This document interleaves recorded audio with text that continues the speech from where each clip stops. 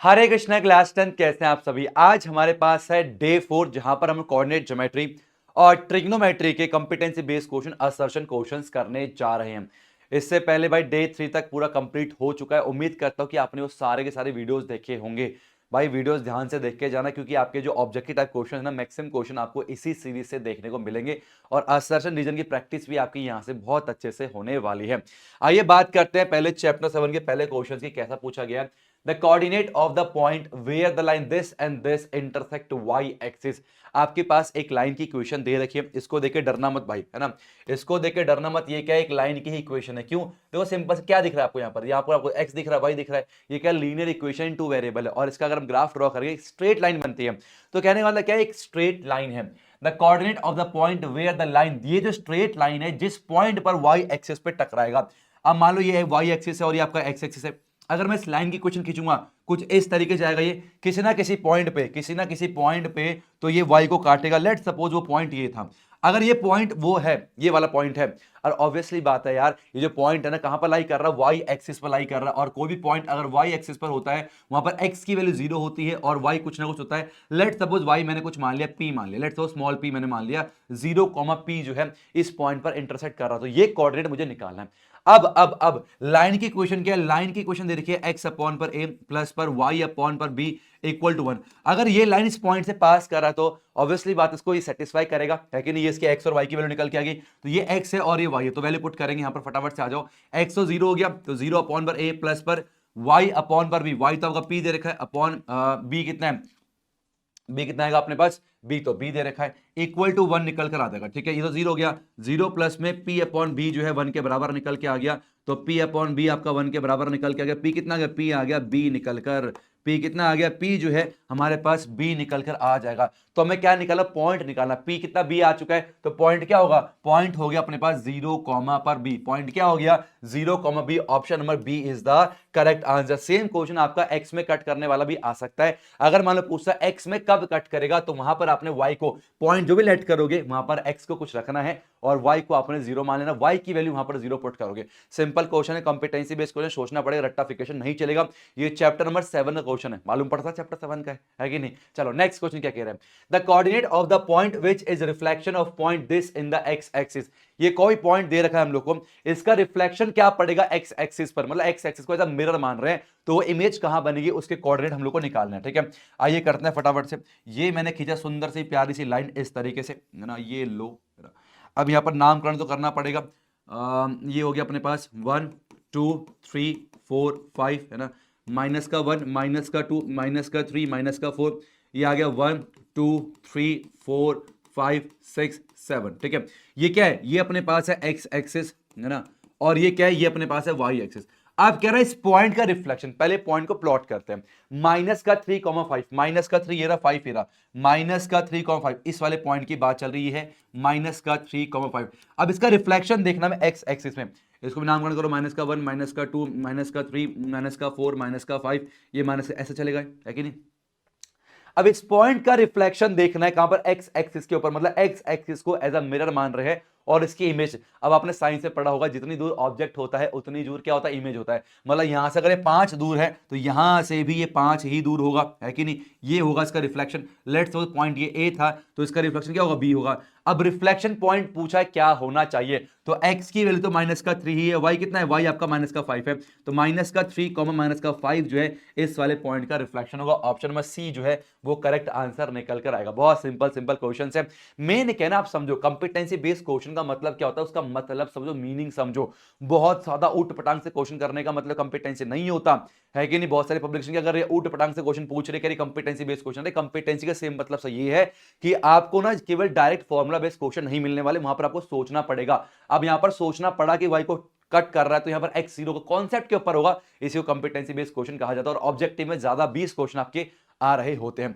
आगे बढ़ते हैं। The distance between the point this and this. ये दो पॉइंट मेरे पास दे रखे हैं, इन दो पॉइंट के बीच में डिस्टेंस निकालना है। अब इसमें खास क्या है, इसमें आपकी ट्रिग्नोमेट्री भी लग जाती है, इसलिए खास है क्वेश्चन। ठीक है, और ये क्वेश्चन बहुत ज्यादा पूछा जाता था, बीच में विलुप्त हो गया है, और इस बार सूत्रों से पता चला कि ये क्वेश्चन आपके एग्जाम में एमसीक्यू फॉर्मेट में आ सकता है। ठीक है, अब ये क्या है? कोऑर्डिनेट है ना। क्या होता है? मान लो ये x1 दे रखा है और ये दे रखा है y1, और ये है x2 और ये है y2। क्या है? y2 दे रखा है। हमारे पास डिस्टेंस फॉर्मूला, लेट्स सपोज ये पॉइंट ए है और ये पॉइंट बी है। ए से बी तक का मुझे डिस्टेंस निकालना, कैसे निकालूं डिस्टेंस फॉर्मूला, ए से लेकर बी तक का डिस्टेंस फॉर्मूला क्या होता है? डिस्टेंस फॉर्मूला हमारे पास होता है y2 माइनस में y1 का होल स्क्वायर बोलो, या फिर x2 माइनस x1 बात है कि y2 माइनस में y1 का होल स्क्वायर प्लस पर x2 माइनस पर x1 का होल स्क्वायर, यही तो होता है डिस्टेंस फॉर्मूला। चलो भाई निकालते हैं। ए बी कितना निकल कर आ गया, y2 कितना अपने पास है, y2 दे रखा है a sin theta, a sin theta minus पर b cos थीटा, है ना, माइनस पर y1 क्या जीरो है तो जीरो लिखना, हम नहीं लिख रहे, इसका स्क्वायर निकल कर आएगा, ठीक है, और प्लस पर x2 माइनस पर x2 माइनस x1, x2 आपका जीरो है और x1 आपका ये दे रखा है। एक बार मैं सुनना, मैंने बोला 0 माइनस 3, लेट्स सपोज 3 है, 0 माइनस 3 का होल स्क्वायर क्या होता है भाई, वो हम 3 के स्क्वायर के बराबर ही मान सकते हैं, हाँ या ना भाई। 0 माइनस 3 का होल स्क्वायर क्या है, हम बोल सकते हैं यहां पर इस तरीके से, -3 का स्क्वायर निकल के आ गया, ये हो गया कितना, -1 का स्क्वायर और 3 का स्क्वायर, -1 का स्क्वायर प्लस का 1 होता है इंटू 3 का स्क्वायर, जो कि आपका 3 का स्क्वायर के बराबर निकल के आता है।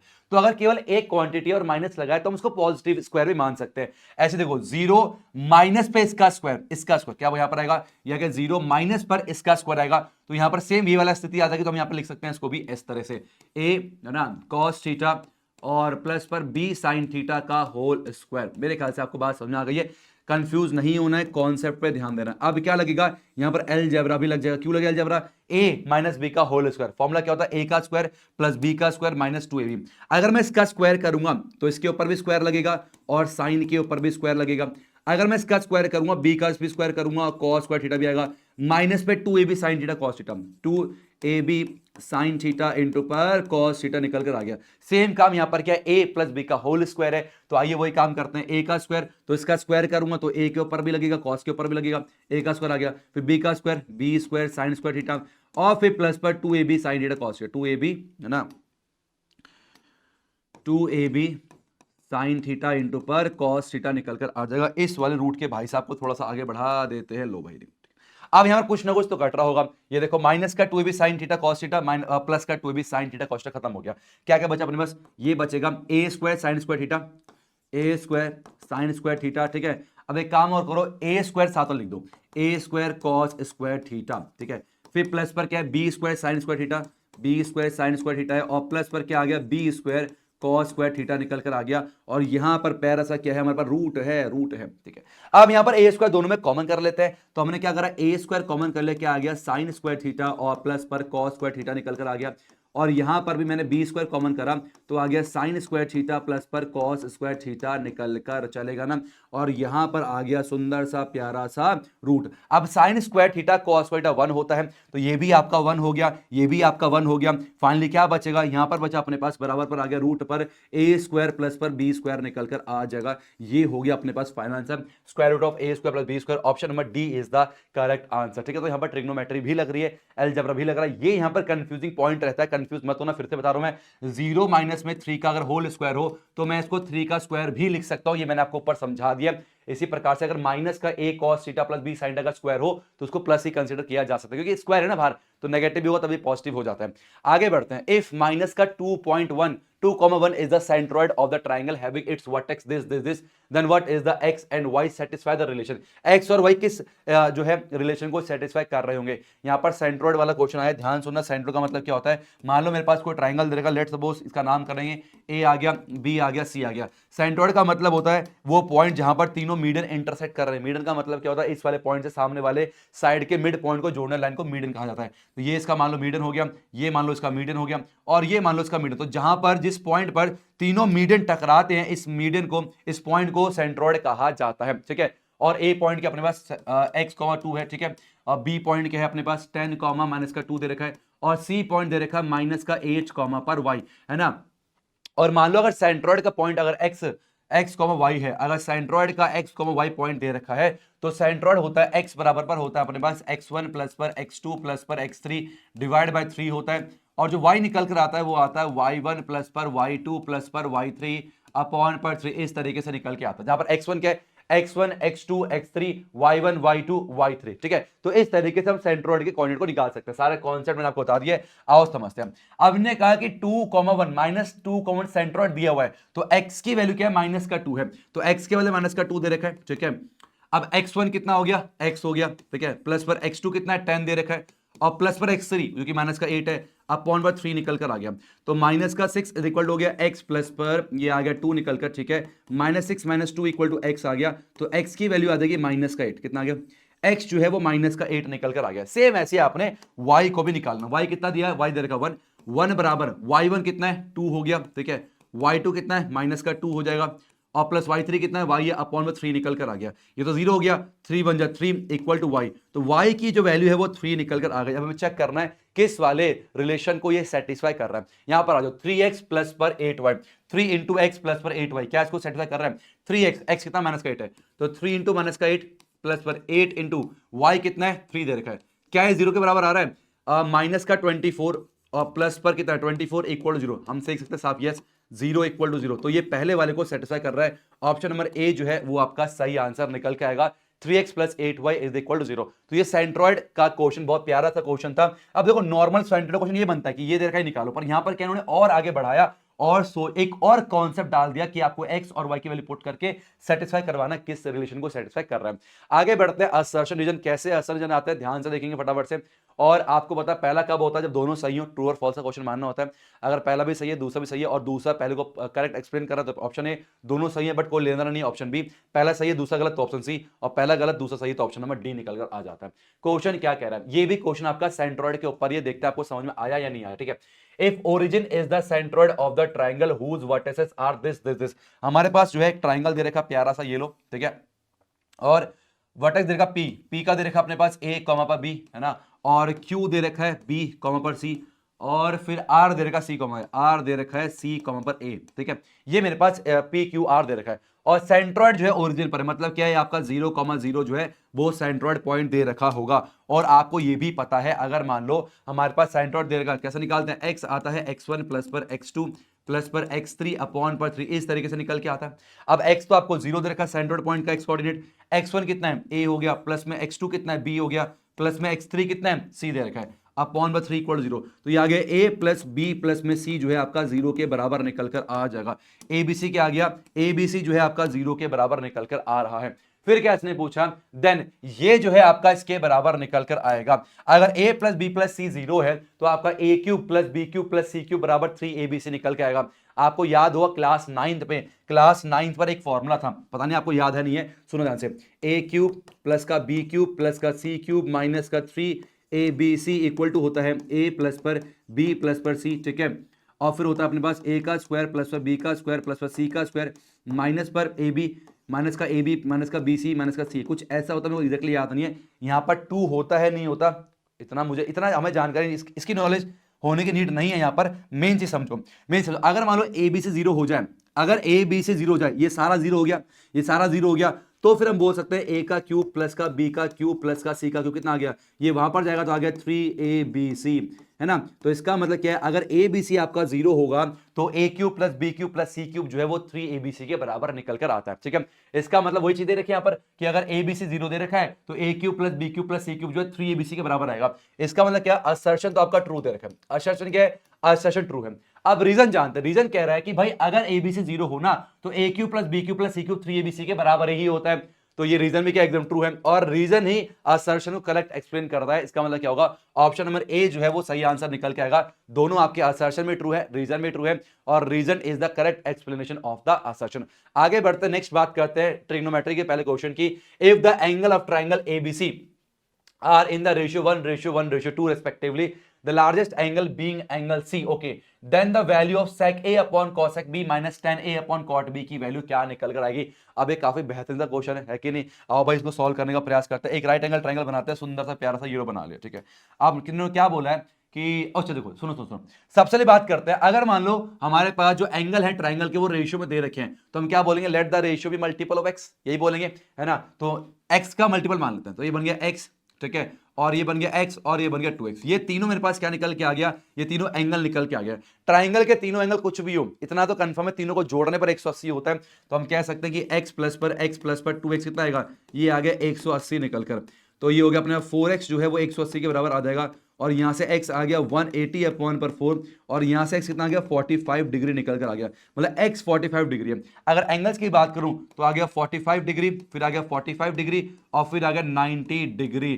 जो लार्जेस्ट एंगल है वो आपका एंगल सी है, मतलब एंगल सी पर जो है 90 डिग्री का एंगल बन रहा है, तो ये ए हो गया एंगल 45 डिग्री का है, और ये आपका बी हो गया, ये भी एंगल कितना है 45 डिग्री का दे रखा है। ए बी सी तीनों हमें यहां पर मिल चुके हैं। अब हमें निकालना क्या है, हमें निकालना सेक ए। आओ भाई सेक ए, सेक ए की बात करते हैं। अब एंगल ए कितना है, एंगल ए जो है अपने पास लेट सपोज एंगल ए कितना है, एंगल ए 45 डिग्री है, तो सेक 45 डिग्री लिख दो यहां पर, मैं यहां पर आ गया सेक 45 डिग्री अपॉन पर क्या आएगा कॉसेक बी, बी कितना है 45 है, तो कॉसेक ठीक है 45 डिग्री, ओके, माइनस में टेन ए कितना आ गया 10 45 डिग्री आ जाएगा, और divide by cot B, cot 45 degree निकल कर आ जाएगा।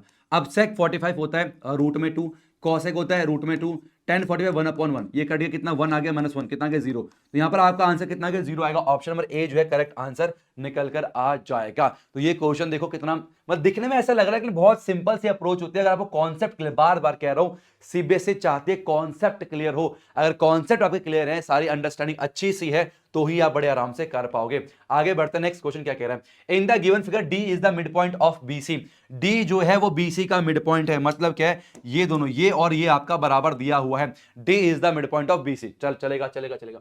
Then the value of cot Y degree upon cot X, तो कॉट वाई डिग्री और कॉट एक्स डिग्री की वैल्यू क्या होगी। अगर आपको याद हो तो मैंने क्या कहा था कि पापा बोले पप्पू से क्या बोले, हरी हरी बोल। कॉट की बात चल रही है, कॉट होता है बी अपॉन पी, क्या होता है बी अपॉन पी के रेशियो को कॉट बोला जाता है। तो हमें क्या निकालना है, हमें निकालना है कॉट वाई डिग्री, ठीक है, अपॉन पर कॉट एक्स डिग्री निकालना है।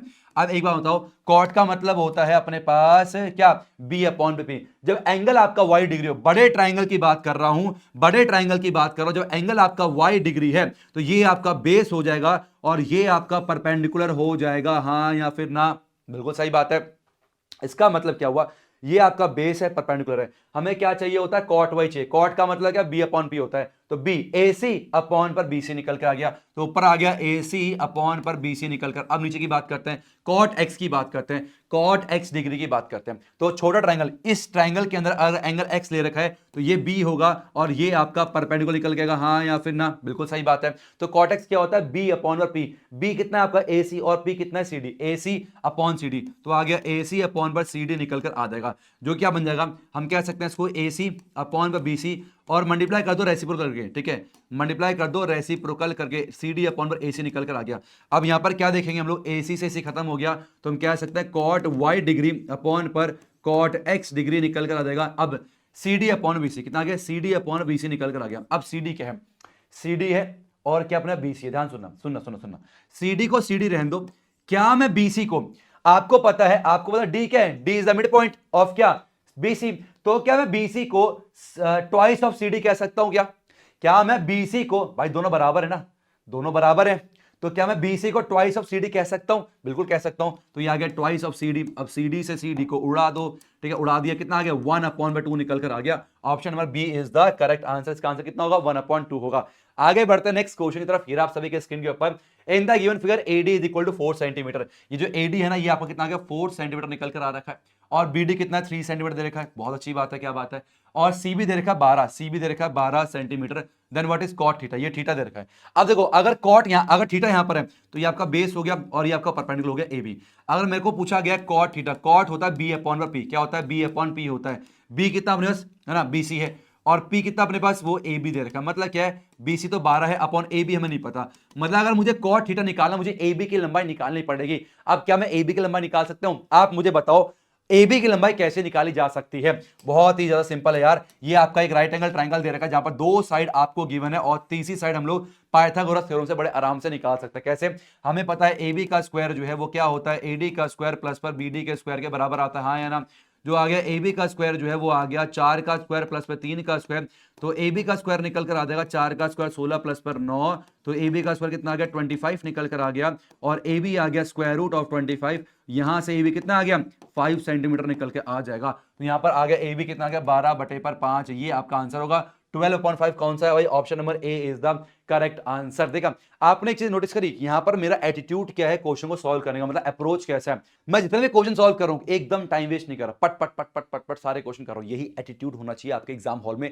जब क्वेश्चन सामने है, पूरा क्वेश्चन पेपर आपके सामने है ना, सारे क्वेश्चन टट टट टट टट होने चाहिए, सारे क्वेश्चन सॉल्व होने चाहिए। 3 घंटे के अंदर भाई 38 क्वेश्चन सॉल्व करने हैं। टाइम मैनेजमेंट बहुत इंपॉर्टेंट है। टाइम मैनेजमेंट के ऊपर एक सॉलिड वीडियो लाके आपको दूंगा मैं, जहां पर बताऊंगा section A, section B, section C, section D, section E, कौन सा सेक्शन पहले करना चाहिए और किस सेक्शन को कितना टाइम देना चाहिए, जिससे आपका पूरा पेपर 2.5 घंटे में खत्म हो जाए। ऐसा मैं आपको टाइम मैनेजमेंट लाके दूंगा, ठीक है। चलो आगे बढ़ते हैं। नेक्स्ट हमारे पास क्वेश्चन क्या कह रहा है, कह रहा है sec theta plus tan theta अगर एक्स के बराबर तो सेक थीटा क्या निकल कर आएगा। अगर sec theta plus tan theta X के बराबर दे रखा है तो सेक थीटा क्या निकल कर आएगा, ठीक है। यहां पर ना आप लोग ये ट्रिक का इस्तेमाल कर सकते हो, ध्यान सुनना ट्रिक है, आप यहां पर प्रॉपर ट्रिक का इस्तेमाल कर सकते हो। ट्रिक है देखो, अगर सेक प्लस टेन एक्स दे रखा है, आपको सेक पूछे, दोबारा सुनो पहले ट्रिक सुन लो। क्या बोला मैंने, सेक थीटा प्लस पर टेन थीटा जो है आपको एक्स के बराबर दे रखा है, आपसे सेक पूछा जाए। अगर सेक थीटा पूछ रहा है तो जो नंबर दे रखा है वो लिखना है, उसका रेसिप्रोकल लिखना है और बाहर उसका आधा करना है। क्या बोला मैंने, वो नंबर उसका रेसिप्रोकल आधा, तो सेक थीटा कितना आ गया, ये आ जाएगा x into x x square plus पर 1/2 इंटू एक्स 2x। ये आपका सेक थीटा निकल कर आ जाएगा X square plus 1/2x। Option B is the right answer. अगर मान लो यहां पर पूछे टेन थीटा निकालो, अगर यहां पर क्या पूछे आपसे कि भाई टेन की वैल्यू क्या होगी, तो जो नंबर है वो लिखना है आपने, माइनस का उसका रेसिप्रोकल लिखना है और फिर इसका हाफ कर देना है, ठीक है। जो कि आ गया एक्स स्क्वायर माइनस पर 1/2x, ये आपका टेन थीटा निकल कर आएगा। मतलब अगर एक क्वेश्चन आपका एमसीक्यूज में आता है, मतलब आया था ऑलरेडी, ठीक है, 2022 में आया था, लेकिन अगर एमसीक्यूज में आता है ट्रिक से इस्तेमाल करो। अगर ये ऑब्जेक्टिव में आता है, आपको कॉन्सेप्ट तो पता होना चाहिए, रट्टा नहीं मारना, रट्टा बिल्कुल भी नहीं मारना। कॉन्सेप्ट कैसे करना सुनना ध्यान से। देखो हमें क्या दे रखा है, सेक थीटा प्लस पर टेन थीटा जो है ये एक्स के बराबर दे रखा है, इसको हमने इक्वेशन नंबर फर्स्ट मान लेंगे, ठीक है। अब सेक निकालने के लिए हमें सेक और टेन में एक और इक्वेशन चाहिए। हमें एक आइडेंटिटी पता क्या होती है, सेक स्क्वायर थीटा माइनस पर टेन स्क्वायर थीटा जो है वो 1 के बराबर होता है, ए स्क्वायर माइनस बी स्क्वायर। तो एक बार हमें लिखना है इसे प्लस पर और एक बार हमें लिखना है इसे माइनस पर, जो कि आपका बराबर पर 1 आ जाएगा, ठीक है। अब यहां प्लस वाला कितना दिया हुआ है, एक्स दे रखा है, तो ये एक्स इंटू पर सेक थीटा माइनस पर टेन थीटा जो है 1 के बराबर आ गया। तो हम बोल सकते हैं सेक थीटा माइनस पर टेन थीटा कितना आ गया, ये 1/x के बराबर आ गया। ये हो गया इक्वेशन नंबर क्या, सेकंड, ठीक है। ट्रिक आपको समझ में आ चुका है, इसको मिटाते हैं। ये आपकी सेकंड इक्वेशन बन गई है। अब दो इक्वेशन मेरे पास आ चुके हैं, दोनों को सॉल्व करना हमारे बच्चों वाला खेल है। तो क्या है, सेक थीटा प्लस पर टेन थीटा जो है अपने पास वो एक्स दे रखा है, ठीक है, और सेक थीटा माइनस का टेन थीटा जो है वो 1/x दे रखा है। सॉल्व करना है, देखो ये खत्म हो गया, तो 2 सेक थीटा बराबर कितना आ गया, x प्लस पर 1/x निकल कर आ गया। तो 2 सेक थीटा हो जाएगा x into x x square plus पर 1/x हो गया। ये 2 नीचे जाएगा तो सेक थीटा निकल कर आ गया एक्स स्क्वायर प्लस पर 1/2x। ये वैल्यू हो जाएगी सेक थीटा की, जो कि आपने देखा कितने आसानी से हम लोगों ने निकाल लिया। तो याद रखना हमेशा, अगर sec theta plus tan theta X है तो माइनस उसका रेसिप्रोकल होता है, ये कॉन्सेप्ट भी होता है, ये आपको पता होना चाहिए। अब आगे बढ़ते हैं, आपका असर्शन रीजन दे रखा है, कह रहा है अगर थीटा जो है 0 से बड़ा है, 90 से छोटा दे रखा है, तो cosec theta minus cot theta और cosec theta plus cot theta आपस में रेसिप्रोकल होंगे, जो कि मैंने आपको अभी बताया है, बिल्कुल सही बात है। क्यों सही बात, देखो ध्यान से। हमने क्या बोला, देखो कॉसेक स्क्वायर थीटा माइनस पर कॉट स्क्वायर थीटा जो है आपका 1 के बराबर होता है। तो एक बार क्या करेंगे, प्लस पर लिखेंगे, एक बार प्लस पर लिखा और एक बार लिखेंगे माइनस पर। तो कॉसेक थीटा माइनस पर कॉट थीटा, ठीक है, ये 1 के बराबर आ गया। तो अगर मैं बात करूं यहां पर कॉसेक थीटा प्लस पर कॉट थीटा की, तो ये आ गया 1 पर कॉसेक थीटा माइनस पर कॉट थीटा, माइनस पर कॉट थीटा, ये आगे निकल के, हाँ या ना। तो इसका मतलब क्या हुआ, एक दूसरे क्या होता है, रेसिप्रोकल होते हैं, बिल्कुल सच बात है। इसका मतलब जो असर्शन है वो क्या है, ट्रू दे रखा है, ये एक का ट्रू दे रखा है। रीजन कहता है कॉट स्क्वायर, गलत है भाई, कॉट नहीं पहले कॉसेक आता, तो ये क्या गलत है, ये रीजन क्या है, फॉल्स दे रखा है। तो असर्शन ट्रू है और रीजन फॉल्स है। ऑप्शन नंबर सी जो है इसका सही आंसर निकल कर आएगा। तो असर्शन रीजन आपके किसी भी क्वेश्चन से आ सकते हैं, आपको कॉन्सेप्ट क्लियर होने चाहिए, रट्टाफिकेशन नहीं चलेगा। बाकी यार आप लोग मुझे बताना यहाँ पर कितने क्वेश्चन आपको अच्छे से आते थे और कितने क्वेश्चन आपको नहीं आते थे, नया सीखने को मिला, मुझे कमेंट सेक्शन में जरूर बताना। बाकी मिलते हैं यार नेक्स्ट चैप्टर में, बाकी हम लोग और 3 चैप्टर का साथ में, अब 2 लेक्चर आपके और आने वाले हैं, जहां पर 3 चैप्टर को कंबाइन करके मैं आपको कंपिटेंसी बेस्ड क्वेश्चन देने वाला हूं, और एक कंबाइन वीडियो आएगी जहां पर मैं केस बेस्ड क्वेश्चंस को भी ला रहा हूं। तो यार अपना फीडबैक जरूर देना comment section. Thank you so much for watching. Hare Krishna.